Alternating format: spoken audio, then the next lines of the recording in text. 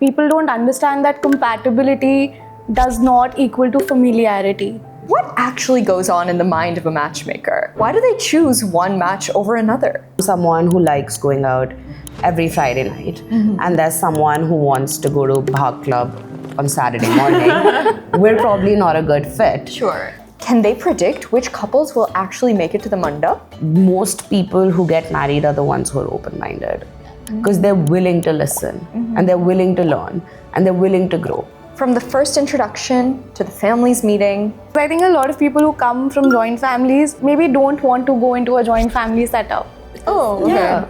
In this episode, we're pulling back the curtain on the entire matchmaking process. At the end of the day, we're not a dating platform.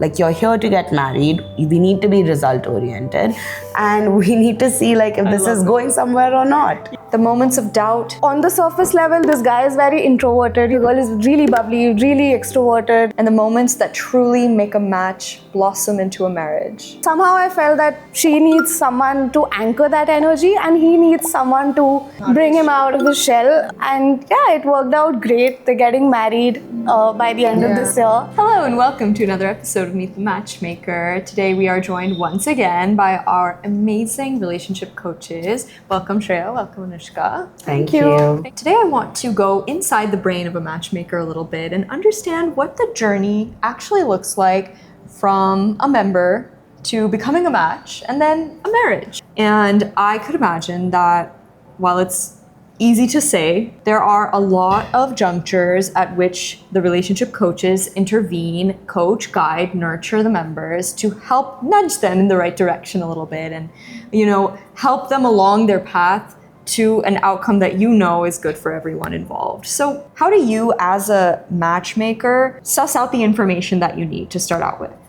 Yeah, I think the first thing that happens whenever a member joins is that they're introduced to their relationship coach, and then you set up an onboarding call, which is usually anywhere between 1 hour to 1.5 hours, because this is like a real deep dive into getting to know you. And, you know, we cover all sort of things like what your day looks like, what your weekend looks like, how you like spending your free time, to like deeper things like what are some principles you live your life by, how do you see your life, you know, personally, professionally, location-wise, grow in the next 5 years, because that's how we'll find you a partner that will kind of easily fit into the weekends, but also fit into the broader 5 years. Yeah. That's beautiful. Someone you can do your day-to-day with and you can do your life with. And we also want to know what their past relationship history looks like, because I think that gives us a lot more context into the person they are and the person they're looking for. People think that matchmaker's job is to, you know, find you a partner, but it's also to know a lot about the client, help them discover themselves along the way as well. Absolutely. You know, I never realized how, as a matchmaker, how thorough you have to be in understanding them as a person. How does that information help you at all to help find their life partner? It's really simple, right? If I'm someone who likes going out every Friday night, and there's someone who wants to go to Bhag Club on Saturday morning, we're probably not a good fit. Sure. So that's something small versus someone who's really, really family oriented and wants to live with their parents. For them, someone who, you know, doesn't want to live in a joint family setup or only wants to live with their partner is probably not a good fit. Right. Every preference is a reflection of a deeper need that people want to fulfill. And my job here is to help them identify that and not make them feel judged for it. Yeah. Maybe somebody says that I want somebody who's financially independent. But this could be coming from a place of maybe, you know, they've seen financial instability in their past. They want somebody who, you know, can create that stability with them. What one wants versus what one needs are often different things. And what we want for you is to have a long-term fulfilling marriage.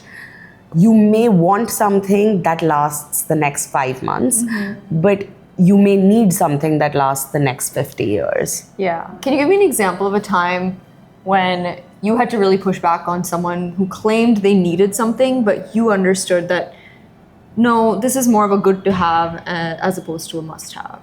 I think someone being in a particular career field, like if I'm in finance, I want someone in finance. However, and maybe the need is coming from like having a good stimulating conversation, but you could have that with any other intelligent person. In fact, someone from finance and someone from like the arts or psychology, you will add so much perspective into each other's lives, and you'll learn from each other. And that ebb and flow is also beautiful. I know, like, have you ever found that when people list their criteria, you find that they're essentially describing a twin of themselves? And what do you say to clients like that? I feel a lot of times, and I think that's a very big challenge where people don't understand that compatibility does not equal to familiarity. But it doesn't work that way. I think it's very important to identify core values. Of course, there should be similarity between that.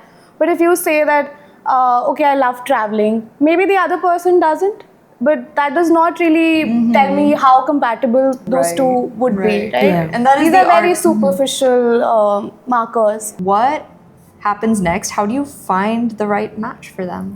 So, I mean, if someone has gone and studied at Harvard, right? So they've clearly invested a lot in their education. They also will come with some sort of cultural exposure. It may be a good idea that you give them someone who's also come from a competitive school, and that doesn't need to be the Ivies. It could be IIT or ISB or even LSR, but it's the fact that you guys have similar conversations and you both place equal amount of focus and weightage on education as a core value. Sure. We go and we look within our community, what would be the best top 3-4 profiles for member A. And then we present them to the member and we get on call with them and we discuss each profile at length. Why I thought this would be a good fit for you, and then what works for you in this profile and what doesn't work for you in this profile. That helps me double down on the variables that you appreciated for my next round. That's when we decide, okay, out of these 4, girl A and B, maybe not so much, C and D fit my bill better. And this is usually a conversation and we decide with them as a team. Okay. And I think something that we really, really like focus on is that when there's a string of no's, we want to know what is the reason behind that, and there's a lot more behind that one no. It could be, something like a fear of rejection, it could be any kind of apprehension that they have, and they've just said no to the profile just to, protect themselves from whatever it is that they're protecting themselves from. Is there anything that you've learned about human behavior or human psychology? Open-mindedness is a really underrated quality. Yeah. Most people who get married are the ones who are open-minded. Like, we've seen the quickest results with them because they're willing to listen and they're willing to learn and they're willing to grow. Yeah. I presented this client with 4 profiles and it was their first bank of profiles. They just onboarded. And, I was also trying to understand their preferences, what they like, what they don't like. I was, very okay with them not liking any of those profiles because that's a part of the process. But then he liked 3 profiles out of that and all 3 of them said yes to him. So now it was upon me to ask him to speak to one person out of all of these, and I had to decide the order. So I spoke to all 3 of them, and I think one person stood out to me the most, because I could see a really nice contrast between their personalities. There was no evident similarity as such, but a lot of core values were very similar. Like, both of them were very family oriented. But on the surface level, this guy is very introverted, he's very calm. The girl is really bubbly, really extroverted, and great energy. But I felt that she needs someone to anchor that energy, and he needs someone to Bring him out of his shell and lose all those inhibitions. And yeah, it worked out great. They're getting married by the end of this year. Yeah. So And just to add on this same story, right? So because this was his first match and it went so well, at this some point where their relationship was going really, really well, they started dating, they're exclusive, all of that. I had to get on a call with him and be like, listen, lock this down because you've gotten it really good. Yeah. And again, he was open-minded, he was receptive, and that's why it worked out. I mean, you've spent hours and hours with your member, right? So when a recommendation comes, like it's coming from a place of like informed decision making, right? You use frameworks, you use all of this training as well as your experience. Do you feel that an ambitious person necessarily should be with an ambitious person only? I don't think so. I don't think it's necessary for an ambitious person to be with another ambitious person. I think there needs to be respect for what both people bring to the table. If someone is bringing ambition to the table, maybe the other person is bringing like a feeling of emotional security to the table. So we're all kind of gaining something different, and it's that ebb and flow which is really beautiful, right? But something you mentioned earlier, which in this particular case, like, you know, maybe someone who wants to spend a lot of time with her husband or partner, who wants to like chill and do a lot of leisure and travel, like maybe that's not the girl who's going to be with the high roller entrepreneur who's going to have no time for her. I do tell my clients that every preference of theirs comes with a cost. If you want someone who's really ambitious, you want a partner who's very ambitious, you also have to accept the fact that they will not have as much free time as maybe you would want them to have, right? Yeah. They might be busy. They might not be able to, you know, spend a lot of time with you. It's a trade-off, basically. Got it. So coming back to our journey, you send profiles to a client, they accept, you know, maybe they get in touch, they meet. I assume that's not where your journey with them stops. That's when the work begins. Yeah, that's where the real work begins. I could imagine. Like connecting to people is simple, right? I mean, it's making it last that's hard. Right. So how do you help nudge and nurture these matches to make sure that they convert into a marriage? Preempt conflicts. Make sure that their conflict resolution style is similar, because any couple will have conflict. It's about how you repair. Rupture happens everywhere, right? So can you give me an example of a time where you helped two people now who are in a match overcome an obstacle they're facing? You know, a member of mine, a client of mine, he is in a match and it's going pretty well. But there was a major point of contention between the two of them. One wants kids and one is not so much, you know, on board with that idea. It's not a hard no, but it's also not a hard yes. So they're somewhere in the middle, and they wanted to have this conversation, but it was really difficult for them to, you know, navigate this conversation. So the three of us had a Zoom meeting. Wow. My role there was just to make them understand each other's perspective in a better way, because both of them had connected with me separately and told me their side of the story. And I knew like where they were coming from, but it was very difficult for them to, you know, have this conversation. So I think it helped them understand each other's perspective, and you know, they are still together. So I think the line he said at the end, which was kind of like, what did he say? You know, I was just thinking, do I want the girl or do I want the child who's not even here yet? And then he was like, yeah, of course I want the girl. Yeah. So it's also sometimes important to make them realize what they have, right? And in no way am I saying that, you know, one of the two members or two people in a match have to make a compromise or adjustment, but there needs to be open conversation. There needs to be an open discussion where, you know, people can at least say what they really feel and then make an informed decision. I also had to, you know, say really hard things to them in that particular conversation, where I was like, if this does not get resolved, you might have to part ways. That's also a very real possibility, and I want you to, you know, keep that in mind and then have that conversation. What role do you play when it comes to now translating this relationship into a potential engagement? You know, do people talk to you about whether they're ready to make this official? Yeah, no, I mean, like I said, right, like I had to tell him, like, you have it really good. Like, this was your first connection. Like, the next time she comes to your house, like, you have to tell your mother to give her something, like, and just like officiate at least till that level. When do you think it's time to get engaged?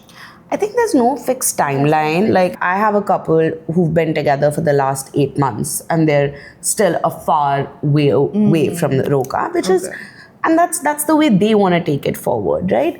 However, I do believe like at the 3-month mark, the crosses need to happen. And by crosses, I mean the girl meets the boy's family and the boy meets the girl's family, because at the end of the day, we're not a dating platform. Like, you're here to get married. We need to be result oriented, and we need to see like if this is going somewhere or not. You're fabulous. Yeah. I just love it. She's a gunner. She's like, I'm gonna make this happen for you guys. So lock in. A lot of people come to us with this exact problem that, you know, I've talked to 3 people and I wasted like a year just talking to people and nothing really came out of it. So it's also something that we, you know, encounter quite often, that people spend so much time into, you know, talking stages or just seeing each other, but then, so I think we really need to be clear. I mean, या तो मेरे members बहुत वेले हो. That's not the case. You are high achieving adults, busy people. You have like tough jobs. So don't make this side of your life tough. No, like let's simplify it. Do you ever give advice to guys and girls to navigate like what is essentially a very important pivotal moment, meeting the parents? And what advice do you give at that point? Listen more, talk less. Yeah. You know, like my mom always says, पहले प्यार कमाओ, हक बाद में जताना. So, see, these people have created this ecosystem for them independently over the last Generation. 28, 30 years, right? You are the new person.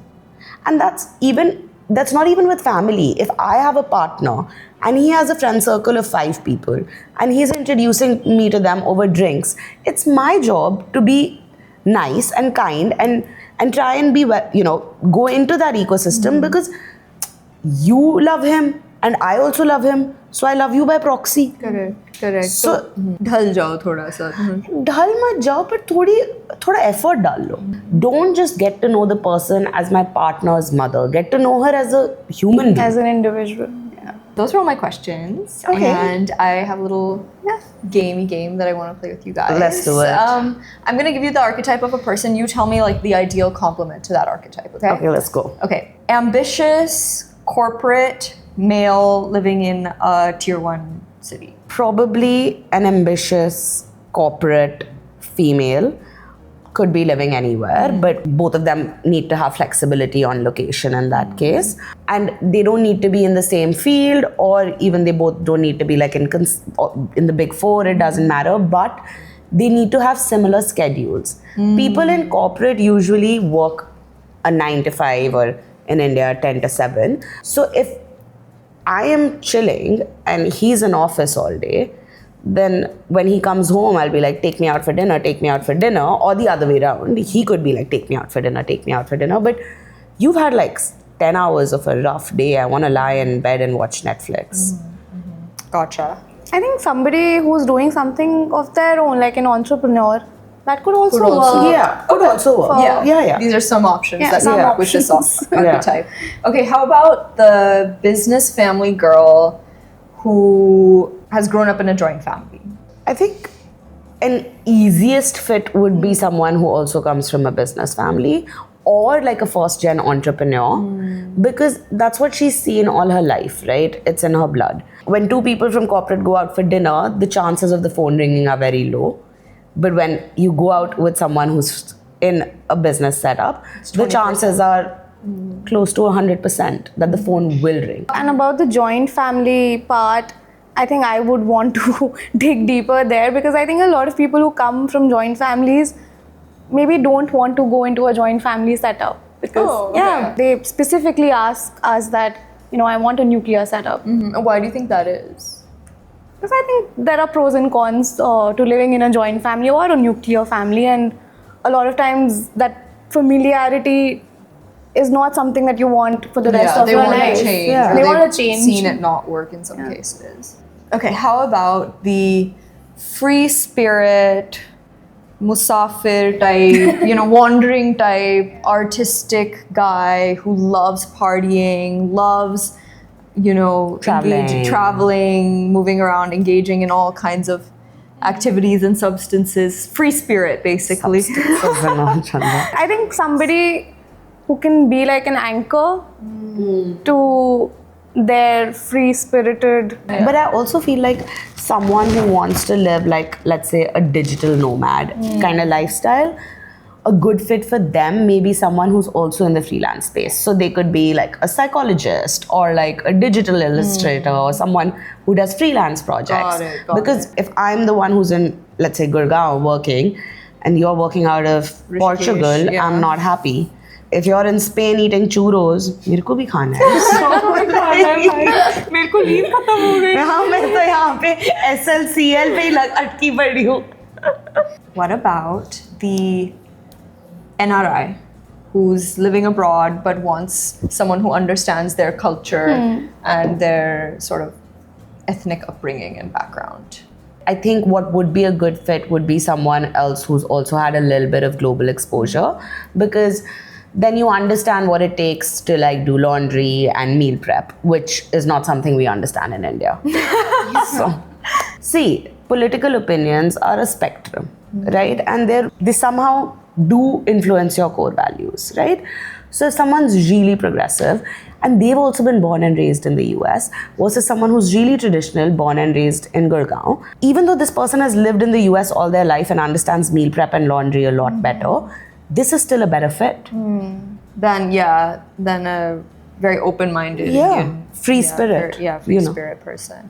Thank you so much. This was such a joy, such a pleasure, and rich with insights. Thank you so much for watching another episode of Meet the Matchmaker. If you enjoyed this video, do be sure to hit subscribe, share it with your friends, and leave in the comment section below what more questions you'd like for us to ask our fabulous relationship coaches next time. We'll see you later. Thank you, Chandra. Thank you. Thank you.